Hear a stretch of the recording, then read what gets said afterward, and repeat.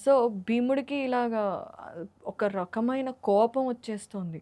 ఊగిపోతున్నాడనమాట భీముడు. హ్మ్. బాధ ఉపపాండవులను చూసి. కళ్ళు ఎర్రగా అయిపోయాయి.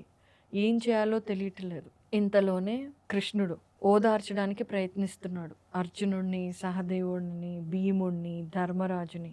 హ్మ్. ముందు ధర్మరాజు దగ్గరికెళ్ళి, "ధర్మరాజా, యుద్ధంలో క్షత్రియులు చనిపోవటం చాలా సహజం కదా! నీ కొడుకులైతే ఎవరున్నారో వాళ్ళు వీర స్వర్గాన్ని పొందారు. ఇక్కడ హ్మ్. యుద్ధంలో చనిపోయారు. అలాగే నీతో పాటు ఈ రాజులు ఎవరైతే ఉన్నారో వాళ్ళందరూ చనిపోయారని నువ్వు బాధపడుతున్నావు కదా! బంధువులందరూ. వాళ్ళందరూ కూడా వీర స్వర్గానికే వెళతారు. హ్మ్. కాబట్టి నువ్వు దిగులు చెందకు.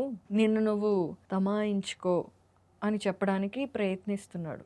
హ్మ్. ధర్మరాజుని, అర్జునుడిని వీళ్ళందరినీ కన్విన్స్ చేసి కొంచెం శాంతించమని చెప్పటానికి. ఇంతలోపే నకులుడు, ద్రౌపది వస్తారు. ఆవిడ రథంలో ఉంటుంది. రథం నుండి ఒక అడుగు కింద పెట్టి